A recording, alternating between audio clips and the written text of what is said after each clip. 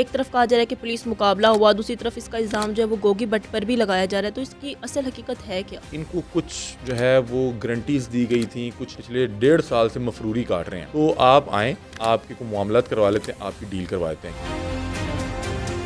Police में भी इनकी अच्छी खासी जो है जान पहचान थी। बहुत से ज़राए ये कंफर्म कर रहे हैं कि उन्होंने अदालत में खुद इस चीज़ को प्रेफर किया कि मैं पाकिस्तान जी। जाना चाहता हूँ। अरसा 40 साल से उसका डंका बोलता था, उसका पूरे लाहौर में खौफ व हिरास था, खौफ की इलामत समझा जाता था। अस्सलाम वालेकुम नाज़रीन, क्राइम और के साथ मैं हूं आपकी होस्ट रुकैया बख्त। नाज़रीन, 40 साल से खौफ की अलामत समझे जाने वाले तीफ़ी भट्ट मुबैना पुलिस मुकाबले में जो है मारे जा चुके हैं और उनकी इस मौत का इल्ज़ाम उनके करीबी कज़न गोगी भट्ट पर लगाया जा रहा है। अली हमज़ा जो कि शुरू से ही इस केस को फॉलो कर रहे हैं, चाहे वो अमीर बलाज का मर्डर हो, एहसन शाह का पुलिस मुकाबला हो या जावेद भट्ट का कत्ल हो, और अब तीफ़ी भट्ट का जो है वो पुलिस मुकाबला। तो हम अली हमज़ा से जानेंगे कि इसकी क्या तफसीलात हैं। अस्सलाम वालेकुम हमज़ा। जी वालेकुम अस्सलाम। हमज़ा, में बताइएगा कि इस केस की क्या तफसीलात हैं कि एक तरफ कहा जा रहा है कि पुलिस मुकाबला हुआ, दूसरी तरफ इसका इल्ज़ाम जो है वो गोगी भट्ट पर भी लगाया जा रहा है, तो इसकी असल हकीकत है क्या? देखें, ये जो मुबैना पुलिस मुकाबले होते हैं, उसकी जो एफआईआर होती है, जो मतन होता है, वो इसी तरह का होता जी। है। सीसीडी का जो ऑफिशियल हुँ, प्रेस वर्जन आया है, वो यही है। वो कहते हैं कि कराची से इन्हें जब रिसीव किया गया, दुबई में इंटरपोल की मदद से इन्हें गिरफ़्तार जी। किया गया 4 अक्टूबर को। और फिर उसके बाद जब भी किसी भी दूसरे मुल्क में आप इंटरपोल की मदद से अपने किसी भी मुलज़म को गिरफ़्तार करते हैं, तो उसको हैंड ओवर करने से पहले उस मुल्क की मुकामी अदालत में उसको पेश भी किया जाता है। अब उस मुकामी अदालत में पेशी के वक्त अगर जो अदालत उन्हें हुँ, रिलीफ देते हुए बेल दे दे, तो वो वहाँ से ही फारिग हो जाते हैं, फ्री हो जाते हैं, छूट अच्छा। जाते हैं। और अगर वहाँ पे वो जुडिशल हो जाएं हुँ, और उनकी कस्टडी जो है वो वहाँ पे, जाहिर सी बात है कि जो हुकाम दूसरे मुल्क में जाके इंटरपोल की मदद से गिरफ्तार करते हैं, वो भी तमाम कानूनी तकाजे पूरे करके हुँ, गए होते हैं। और वो वहाँ पे अदालत को कन्विंस करने में कामयाब हो जाएं कि ये एक मुलजिम है हुँ, जो कि मेरे मुल्क से किसी भी तरह के किसी जराइम में मुलव्वस होने के बाद वहाँ से जो है फ़रार हो गया था, तो फिर उसकी कस्टडी जो है पाकिस्तान को या जो भी मुल्क दी है दी जाती उसको है। दे दी जाती है।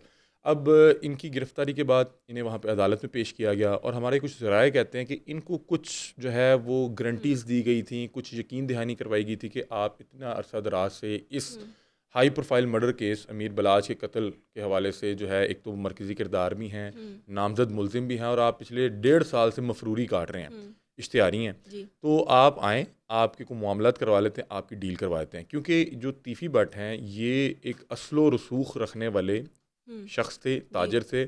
और अरसा 40 से 50 साल गुजरने वाला है कि वो यहाँ पे एक खौफ की अलामत समझे जाते थे। बिल्कुल। और ऐसे शख्स थे जिनका हर तरह का असलो रसूख था, हुँ, पॉलिटिकल कनेक्शंस भी थे, हुँ, कोई दूसरी तरह के मामलात, असले के मामलात, मुकदमात, ये नामज़द भी होते रहते थे। अच्छा। पुलिस में भी इनकी अच्छी खासी जो है जान पहचान थी। तो जब उन्हें वहाँ पे इस चीज़ की यकीन दहानी करवाई गई कि आप कब तक मफरूरी काटेंगे, तो आएँ, आपको वापस लेके चलते हैं, और वहाँ पे आप जो है आपको मौका दिया जाएगा कि आप अपनी बेगुनाही के हुँ, सबूत दें, और आपको मामलात या डील करवा के आप अपने जो है यहाँ पे बिल्कुल। वापस आके दोबारा उसी तरह से रहें जिस तरह से पहले रहा करते थे। बहुत से ज़राए ये कंफर्म कर रहे हैं कि उन्होंने अदालत में खुद इस चीज़ को प्रेफर किया कि मैं पाकिस्तान जी। जाना चाहता हूँ, क्योंकि वहाँ पे कुछ लोग बता रहे हैं कि अगर ये वहाँ पे रुकना चाहते, तो वहाँ पे बता रहे हैं कि कोई एक शख्स वहाँ पे आया और उसने हुँ, वहाँ पे इनसे रकम का तकाजा कर दिया अदालत में कि इन्होंने मेरी इतनी रकम देनी है, जब तक ये मेरी रकम नहीं देंगे तब तक ये किसी दूसरे मुल्क नहीं जा सकते। अच्छा। मतलब कि उस अदालत में जहाँ पे हुँ, इंटरपोल ने गिरफ्तारी के बाद गिरफ्तारी। पेश किया जी। कि अब हम इन्हें पाकिस्तान भेजने लगे हैं, उसी अदालत में फ़र्ज़ करें कि कोई भी शख्स आके ये तकाजा कर देता कि ये तो मेरे मकरूज़ हैं हुँ, और इन्होंने तो मेरी इतनी बड़ी रकम देनी है, और जब तक ये मेरी रकम नहीं दे देते तब तक इनको इस मुल्क से ना जाने दिया और जाए। वो फिर पाकिस्तान ना हाँ, आते। फिर वहाँ पे यानी कि कोई जो है हुँ, वो कानूनी दाव पेश करके वो हुँ, वहाँ पे रुक सकते थे। अब उन्हें चूँकि यकीन दहानी करवाई गई थी, तो वो यहाँ पे आने के लिए तैयार हो गए, और उनके जितने पॉलिटिकल कनेक्शंस थे और जितना वो असलो रसूख रखते थे, और देखें कि बतौर सहाफ़ी मुझे 5 सात 10 मिनट लगे हुँ, इस मुकाबले को सुन के अब हैरत से निकलने में और इस खबर की तस्दीक करने में। हुँ, और वो तो खुद चूँकि अरसा 40 साल से इस ताकत के नशे में थे और असलो रसूख को जानते थे, उन्हें पता था जी। कि मेरा कितना वज़न है, मुझे कौन-कौन जानता है, कहाँ-कहाँ मेरे कनेक्शंस हैं, कहाँ-कहाँ मेरा हाथ डलता है। हुँ, तो वो जो है बहरहाल जो है साथ आने के लिए तैयार हो गए। जी। उनकी कस्टडी जैसे ही वहाँ पे जो सीसीडी का स्पेशल विंग है उसको मिली, वो उनके हमरा दुबई से कराची आते हैं 4 अक्टूबर को, और इनकी जो फ़्लाइट है तकरीबन 3 के बजे के करीब कराची लैंड अच्छा। करती है। कराची लैंड होते हैं तो इनकी जो कस्टडी थी, इनकी हिरासत जो थी, वो सीसीडी की एक स्पेशल टीम को सौंप दी जाती है। हम्म। अब सीसीडी की टीम इन्हें जो है, इनका जो ऑफिशियल प्रेस वर्जन है वो बताते हैं कि हम कराची से इन्हें हैंड ओवर अपने करने के बाद, इन्हें अपनी जो है हिरासत में लेने के बाद बाय रोड आ रहे थे लाहौर की तरफ। अब देखिए अच्छा। इसमें बहुत से जो है शक व शुबहात तो हैं कि अगर एक शख्स दुबई से कराची बाय एयर आ रहा है तो आप वहीं से कोई और फ्लाइट जो दुबई से इस्लामाबाद आ रही हो वायर लेकर आए। या दुबई से लाहौर आ रही हो तो आप वो भी फ़्लाइट ले सकते थे, क्योंकि हम्म। जो इंतज़ामिया है, जब इतना बड़ा मुलजिम जिसको आपने 1.5 साल लगा के किसी दूसरे मुल्क में इंटरपोल की मदद से पकड़ा है, तो हम्म। उसके लिए कोई जो है मखसूस फ़्लाइट के लिए इंतज़ार करना या रुकना मुश्किल नहीं था, हम्म। और इनका उसकी किसी भी फ़्लाइट में उनकी जो है सीट बुक करवाना मुश्किल नहीं था, जी क्योंकि बिल्कुल। ये हुकूमत ने बंदे भेजे हुए थे ना। हम्म। तो कराची लाना, हम्म। फिर कराची फ़र्ज़ करें कि अगर हो सकता है उस वक्त आपको दुबई से जो है इस्लामाबाद या दुबई से लाहौर की कोई फ़्लाइट नहीं मिल रही खबरें थी। तो ये भी सामने आ रही है कि वो खुद ही आए थे तो पुलिस नहीं ने नहीं उनको नहीं, वहां से पकड़ा। खुद क्यों आएंगे? हम्म। वो 1.5 साल से मफरूर थे, गिरफ्तारी के बाद आए, खुद क्यों आएंगे? हम्म। और ये बहुत से लोग कहते हैं ना कि ये कोई और रेड थी, वहाँ पे जो है तीफी भट्ट साहब जो है वो जी मिल गए। ऐसा ऐसे नहीं ही है, न्यूज़ ऐसा सामने नहीं आए। है। देखें, इनकी गिरफ्तारी से पहले जो ये खालिद वरियाँ हैं, जो कि मुख्तलिफ बता रहे हैं कि 100 से ज़ायद ऐसे मुल्ज़मान को जो है बैरून मुल्क से गिरफ़्तार करके लाया है, हम्म। क्योंकि वो उनकी ड्यूटीज़ ये हैं कि जितने भी लोग जो है कोई भी हीनियस क्राइम करके जो है फ्लाई कर जाते हैं, तो वो उसी केसेस पे काम करते हैं, और वो बैरून मुल्क से 100 से ज़ायद जो इस तरह के अफराद को अच्छा। यानी कि पकड़ के लाए हैं। अब वो शख्स गया है हम्म। और तीफी भट्ट की निशानदेही की है, इंटरपोल की मदद से गिरफ्तार किया है, तो आपको क्या लग रहा है कि ये एक फ्लूक था, ये कोई तुक्का था? ये तुक्का नहीं था। उनको वहाँ पे गिरफ्तार करने से पहले उनकी बाकायदा निशानदेही हुई, और इन्होंने यहाँ पे जो हुकाम थे उनको लूप में लिया, जो मुतलका मिनिस्ट्री है उन्हें लूप में लिया, फिर यहाँ पे जो भी कानूनी तकाज़े थे उनकी फाइल सी वो पूरी करके वो दुबई गए। ऐसा नहीं है कि आप दुबई या किसी भी मुल्क में जाके अपना मुल्ज़िम खुद जाके पकड़ लें और आपके पास जो है कानूनी तकाज़े आपके पूरे ना हो, आपके पास डॉक्यूमेंट्स ना हो। ऐसा नहीं हो सकता। आपने जब इंटरपोल की मदद लेनी है किसी भी बड़ी गिरफ्तारी में, तो आपने पहले उन्हें कन्विंस करना है, आपने उस मुल्क की जो इंतज़ामिया है, हुकाम है, उन्हें जो है कन्विंस करना है, और फिर आपने वहाँ की अदालतों में कन्विंस करके ये मेरा मुल्ज़िम है और हम इसको कोई अपनी ज़ाती को रंजिश या इसका कोई स्टेट के साथ मामला नहीं चल रहा, ये वहाँ से जो है कोई जुर्म करके फ़रार हुआ है और हम इसको बाकायदा तौर पे इन्वेस्टिगेट करते रहे, इसका जुर्म साबित हो और हम इसको लेने आए हैं ताकि वहाँ पे जाके अदालतों का और केस का सामना करें। तो ये कोई फ़लूक नहीं था, मुकम्मल उनकी रैकी थी, निशानदेही थी। उसके बाद ये बता रहे हैं कि अपने बेटे के घर वहाँ पे मौजूद थे, और जिस टाइम इन्हें गिरफ़्तार किया गया, कुछ लोग बताते हैं कि ये एक फ़्लैट में बैठे हुए थे, वहाँ से इनकी गिरफ़्तारी अमल में लाई गई। क्योंकि जब इनकी वहाँ पे निशानदेही होगी तो फिर उन्होंने जो इंटरपोल है उनके साथ और मुकामी पुलिस के साथ मिलकर एक स्ट्रेटजी बनाई होगी कि इन्हें किस तरह से गिरफ़्तार करना है। फिर उसके बाद कोर्ट गए, कोर्ट से इनकी कस्टडी ली, कस्टडी लेके कराची आए, और कराची से लेके अब ये उन्हें बाय रोड आ रहे थे लाहौर। अब यहाँ पे जो दूसरा एक शक व शुबहात जो एक सवाल ज़हन में आता है कि यार फ़र्ज़ करें कि अगर दुबई से लाहौर या दुबई से इस्लामाबाद की फ़्लाइट नहीं मिल रही थी, तो आपका यहाँ पे कराची आने के बाद जब वो आपकी कस्टडी में आ गए थे, आप कराची वेट करके कराची से इस्लामाबाद या कराची से लाहौर की तो फ़्लाइट ले सकते थे, क्योंकि आपने इतना हाई प्रोफाइल मर्डर केस का इतना बड़ा यानी कि एक हाई प्रोफाइल मुल्ज़िम पकड़ा है 1.5 साल लगा के इंटरपोल की मदद से, और आप उसको अब बाय रोड सफ़र करवाने लगे हैं, कि जिसमें आपको पता है कि हम इस ख़तरनाक मुल्ज़िम को लेके, इस हाई प्रोफाइल मुल्ज़िम को लेके हमने तकरीबन 18 घंटे गाड़ी में सफ़र करना है, और रास्ते में कच्चे का इलाका भी आना है, रास्ते में अंदरून सिंध भी आना है, अंदरून पंजाब भी आना है। तो ये बड़ी एक जो सवालात हैं वो तो आपको जो है बतौर एक क्राइम एनालिस्ट के तौर पे जब आप देखते हैं तो बहुत से आते हैं कि आपके लिए कितना मुश्किल था कि आप 1.25 घंटे या 1.5 घंटे में कराची से फ़्लाइट लेके लाहौर ले आते, या कराची से फ़्लाइट लेके घंटे में आप इस्लामाबाद लैंड करवा देते, घंटे 1.25 घंटे में, और फिर वहाँ से आप बाय रोड ले आते, क्योंकि इस्लामाबाद से लाहौर रोड कदरे साफ महफूज है। लेकिन अगर आप कराची से लाहौर आ रहे हैं बाय रोड, तो आपको बहुत से बीच में ऐसे पैचेस मिलेंगे जहाँ पे आपको जो है बहुत से मसाइल का सामना करना पड़ सकता है, और ख़ास तौर पे ऐसी शख्सियत जो असल और रसूख रखती है, उनके हर तरह के ताल्लुकात हैं, पॉलिटिकल ताल्लुकात हैं, उनके जराइम पेशा नासिर के साथ ताल्लुकात हैं, वो पुलिस को जानते हैं, पुलिस में उनके साथ इतने गहरे मरासिम रह चुके हुए हैं कि देखें एक शख्स अरसा 40 साल से उसका डंका बोलता था, उसका पूरे लाहौर में खौफ व हिरास था, खौफ की इलामत समझा जाता था, उसका मुतअद्दिद केसेस के साथ उसका कनेक्शन था, कभी वो मशवरे में होता था, कभी वो डायरेक्टली नामजद होता था, लेकिन उसकी गिरफ्तारी नहीं हो पाती थी। तो आपको क्या लगता है कि उसके कनेक्शंस नहीं थे? उसके हर जगह बिल्कुल कनेक्शंस थे, कनेक्शंस थे। और आप इतने बड़े केस में उसको गिरफ्तार करके इतनी जो है वो मेहनत करके लेके आ रहे हैं और आप बाय रोड लेके आ रहे हैं, तो बहरहाल सवालात तो हैं। तो फिर बताते हैं कि उनकी ऑफिशियल जो प्रेस वर्जन है उसमें वो कहते हैं कि जैसे ही हम लोग अब देखें कि जिस इलाके में ये मुबैना पुलिस मुकाबला हो, वो इलाका भी बड़ा जो है कि सवाल जन्म लेता है आपको, जब आपके सामने ये खबर आती है या आप सोचने में मजबूर हो जाते हैं कि जैसे ही ये सिंध की हदूद से निकल के पंजाब की हदूद में दाखिल हुए, पहला जो थाना आता है जी। उसकी हदूद में ये पुलिस मुकाबला होगा। अच्छा। पंजाब दाखिल होते पहले थाने की हदूद में ये पुलिस मुकाबला हो हम्म। गया, क्योंकि ये पंजाब पुलिस के मुलजिम थे और जो सीसीडी है वो पंजाब पंजाब की एक पुलिस फोर्स की। है। बिल्कुल। तो उन्होंने जैसे ही सिंध क्रॉस किया, पंजाब में दाखिल हुए, तो ये मुबैना पुलिस मुकाबला हो गया। मैं बता रहा हूँ कि क्या क्या सवाल आता है, और ये ऐसा नहीं है कि सिर्फ मेरे जहन में आ रहे हैं, ये तमाम हर मामला इंसान तमाम लोगों को बिल्कुल पता ऐसा तो ही है है। बहरहाल कि वहाँ पे हुआ क्या, लेकिन हम आपको बता रहे हैं कि ऑफिशियल वर्जन क्या है, और उस वर्जन को सुन के बतौर एक एनालिस्ट आपके जहन में क्या क्या सवाल आते हैं। अब वो बताते हैं कि पुलिस मुकाबला कुछ इस तरह से हुआ कि वहाँ पे संजरपुर एक इलाका है, वहाँ पे कहते हैं कि हम जो है अपनी टीम के हमरा मुलजिम के हमरा, जिसको हमने कराची एयरपोर्ट से अपनी कस्टडी में लिया था, उनके हमरा आ रहे थे। रात तकरीबन 1:30-2 बजे का टाइम था। 2 करोला आती हैं, एक काली करोला आती है और एक सफ़ेद करोला आती है। उनमें से एक करोला जो थी वो इनकी गाड़ी के आगे जाके गाड़ी लगा लेती है और एक करोला पीछे गाड़ी लगा पीछे। लेती है। सही। ऑफिशियल वर्जन के मुताबिक सीसीडी के हम दरमियान में फंस जाते हैं और आगे और पीछे से डायरेक्टली फायर शुरू हो जाते हैं, जिसके नतीजे में हमारा एक जो ड्राइवर था गाड़ी का, वो ज़ख्मी हो गया।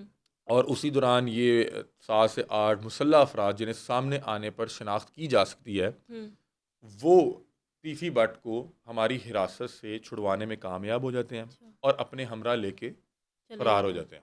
अब ये कहते हैं कि हमारा जो ड्राइवर ज़ख्मी था, हम उसे फ़ौरी तौर पे हस्पताल मुंतकिल करते हैं और पूरे इलाके में नाकाबंदी करवा देते हैं और मुकामी पुलिस को इंगेज करते हैं कि क्योंकि एक शख्स जिसको दुबई में इंटरपोल की मदद से गिरफ़्तार किया गया और वो इस तरह से अगर हमारी हिरासत से अपने साथियों की मदद से छूट गया या अपने आप को वो छुड़वाने भी में रात के कामयाब हो गया, 1:30-2 बजे। हाँ, तो जाहिर सी बात है कि हमें भी हुकाम को जवाब देना पड़ेगा, तो वहाँ पे नाकाबंदी करवाएगी। तो बताते हैं कि तकरीबन 2 घंटे के बाद कोट सब्ज़ल एक इलाका है, छोटा सा कस्बा है, वहाँ पे 2 मशकूक गाड़ियाँ एक नाके पे देखी गईं। आप वो समझ रही है ना कि जी। पीछे बताया गया 2 गाड़ियाँ रुकीं और 8 जी। मुसल्लह अफराद उन्हें ले गए। तो वो बताते हैं कि वही 2 गाड़ियाँ जो है मशकूक होने की बुनियाद पर उन्हें रोका गया। वो जैसे ही रोका तो उन्होंने फायरिंग शुरू कर दी और फायरिंग का तबादला तकरीबन 20 से 25 मिनट चला, जिसके नतीजे में एक शख्स शदीद ज़ख्मी हुआ अच्छा। और कुछ एहलकार भी हल्के फुल्के ज़ख्मी हुए। और जो शख्स शदीद ज़ख्मी हुआ, अंधेरा था, समझ नहीं आ रही थी, उसको फौरी तौर पे पकड़ के अस्पताल मुंतकिल करने की कोशिश की। उस दौरान उनकी शनाख्त तीफ़ी बट के नाम से हुई, जो कि उनका मुलजिम था, जिसको वो कराची से लेके आ रहे थे और संजरपुर के मुकाम पे उनके साथी छुड़वाने में कामयाब हो गए थे। अस्पताल जाने से पहले पहले वो जो है उनकी सांसें टूट चुकी थी। अस्पताल जाने पे उनकी मौत की तस्दीक हुई और फिर उनकी बॉडी को मुर्दा खाने जमा करवा दिया गया, जहाँ पे तकरीबन अगले 12 से 15 घंटे उनकी बॉडी उसी तरह से पड़ी रही।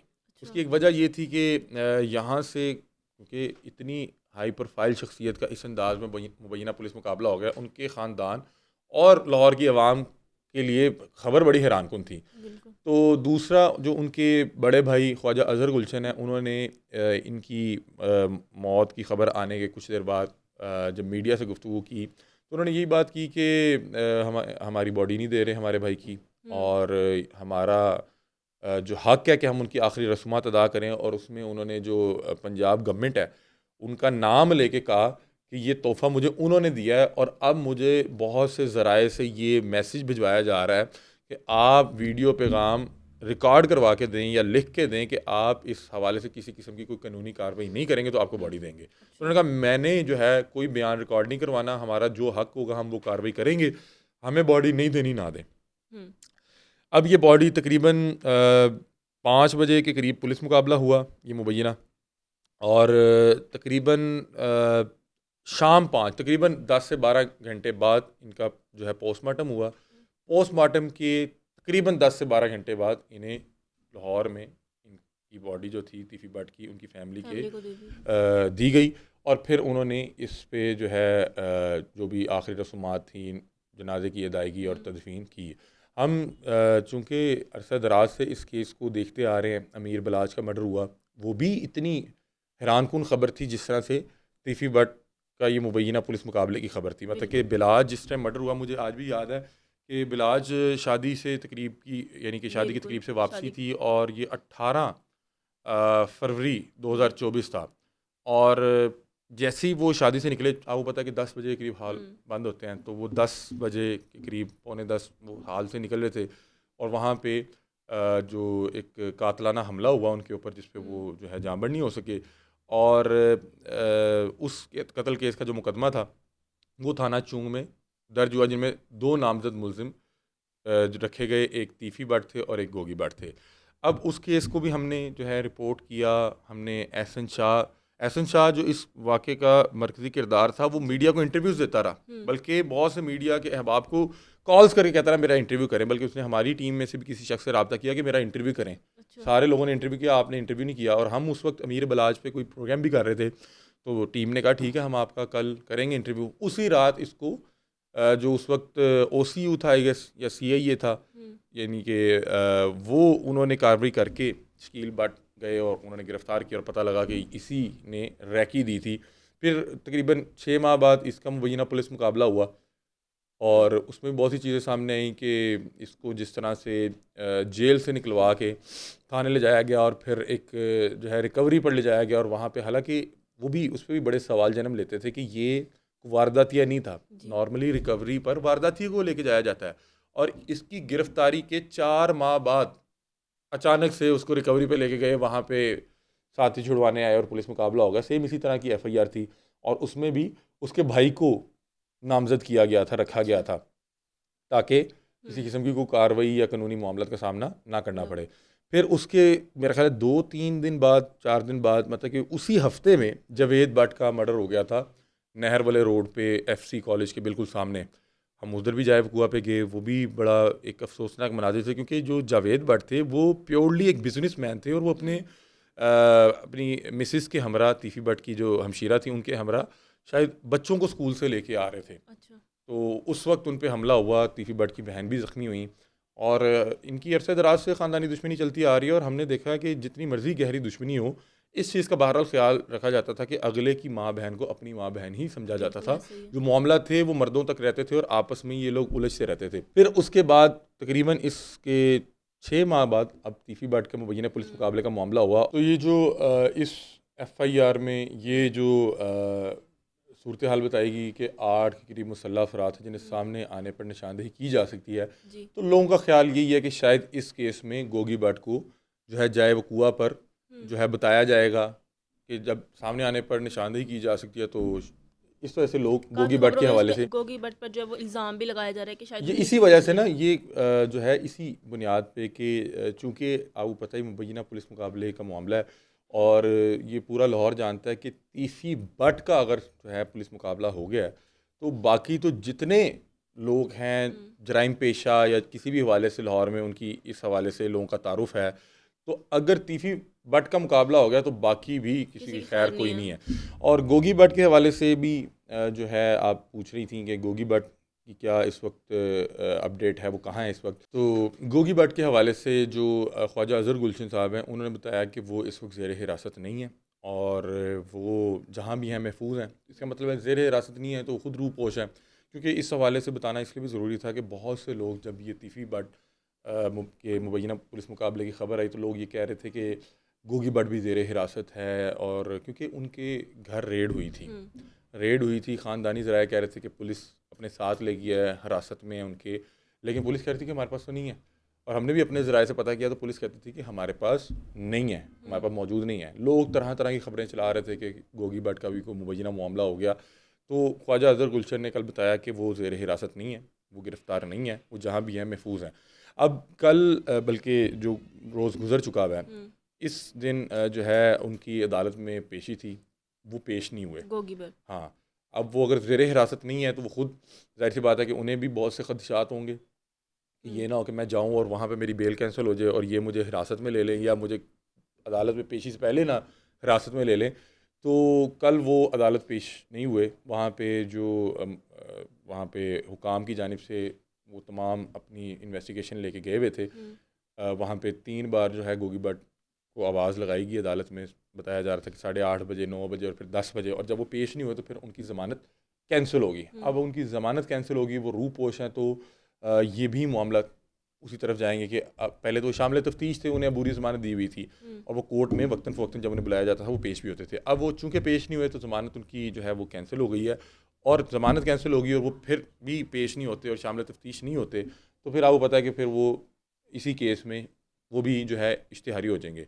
तो ये अब तक की इसमें डेवलपमेंट्स थी, अगला अपडेट्स थी। टारगेट गोगी भट्ट हो सकता है? देखिए, मेरा नहीं ख्याल, क्योंकि जितना मुझे इस केस के हवाले से जो हमने अपने ज़राए से पता किया या जो मैंने हाल ही में गोगी भट्ट की प्रेस कॉन्फ्रेंस सुनी, उसमें वो बता रहे थे कि मेरा इस मर्डर केस में, अमीर बलाज के केस में किसी किस्म का कोई किरदार नहीं है, मुझे इस हवाले से कोई इल्म नहीं था। मेरे लिए भी ये खबर उतनी ही हैरान कुन थी जिस तरह ये पूरे लाहौर में हर शख्स के लिए हैरान कुन थी। उन्होंने बताया कि तीफ़ी भट्ट से मेरे राब्ते और मेरी तमाम चीज़ें तो थी, और ख्वाजा अज़हर गुलशन बताते हैं कि गोगी भट्ट तीफ़ी भट्ट को वालिद की तरह जो है इज़्ज़त देता था, समझता था। जी। तो लेकिन उन्होंने बताया कि जो हाल ही में जो गोगी भट्ट ने प्रेस कॉन्फ्रेंस की और मीडिया से गुफ्तगू की, उनमें उन्होंने बताया कि मेरा अरसा 3-4 साल से उनसे राब्ता या ताल्लुक़ नहीं है, और ये जो राब्ता और ताल्लुक़ मुनक़ता हुआ ये हमारी ख़ानदानी वजूहात पे हुआ, हमारे को आपसी मसाइल पे हुआ। तो उन्होंने कहा कि ना तो मैं उनके साथ उस वक्त कोई राब्ते में था, मेरी उनसे जो है बोलचाल बंद थी, और मुझे तो इस कत्ल के हवाले से किसी किस्म का कोई इल्म ही नहीं था, और इसीलिए मैं शामिल तफ्तीश हो गया हूँ। और जो पहली जो टीम थी जिसने इन्वेस्टिगेशन की, उसमें इन्हें बेगुनाह किया गया। दोबारा JIT बनी तो इन्हें भी गुनाहगार लिख दिया गया, और उसमें जिस बुनियाद पे उन्हें गुनाहगार किया जा रहा है वो बड़ी कमज़ोर दलील है। उसमें वो कहते हैं कि जो कातिल था अमीर बलाज का, जो जिसने वहाँ पे उन पे कातिलाना हमला किया था, वो जो शादी हाल था जो कि ठोकर पे मौजूद था, वो बजरिया नहर गया, और इनकी जो रहाइश है वो भी नहर पे मौजूद एक सोसाइटी में है। तो चूँकि जब उसकी जियो फेंसिंग की जाएगी, उसकी लोकेशन ट्रेस की जाएगी, तो फ़र्ज़ करें ये नहर है, और उस नहर पे एक सोसाइटी के घर में गोगी भट्ट बैठे हैं, और वहीं से एक कातिल जो है उसका मोबाइल उसकी जेब में, और वो उस सोसाइटी को क्रॉस कर रहा है, तो इस तरह से कनेक्शन बनाया। उन्होंने कहा भाई मैं नहीं जानता, मेरी सोसाइटी के बाहर से अगर कोई बंदा गुजर गया और किसी ऐसे शख्स का कोई नुकसान या मामला हो गया जिसके साथ मेरे को मसाइल चलते रहे या मेरे ख़ानदानी दुश्मनी चलती रही है, तो मैं इस तरह से मुझे मुलविस ना करें। तो मेरा ख्याल है कि वो इस केस में, जहाँ तक मुझे एक वाइब आई कि शायद वो इस केस में बहरहाल तीफ़ी भट्ट के साथ उनकी कोई इसमें गुफ्तगू या इस केस के हवाले से उन्हें इल्म नहीं था। बाकी आपको पता है कि इन्वेस्टिगेशन टीम्स जो हैं वो हमसे बेहतर जानती हैं, उनके पास हो सकता है कि बहुत सी चीज़ें हों, लेकिन जब हाल ही में इन्होंने जो मीडिया टॉक की थी, मुझे उसमें पता लग गया था, उसमें वो बात ये कर रहे थे कि मुझे गलत इस केस में फ्रेम किया जा रहा है और मुझे गलत इस केस में फंसाया जा रहा है। तो बहरहाल ये तमाम तक तफसीलात थी, और ये जो चीज़ें हम तक इस पूरे अरसे में, मतलब कि तकरीबन बता रहे थे कोई कि 600 दिन हो चुके हैं अमीर बलाज के मर्डर में, और उस मर्डर के दौरान तफ्तीशी एंगल से और क्या क्या मामला क्या क्या हुए वो मैंने आपके सामने रखे हैं।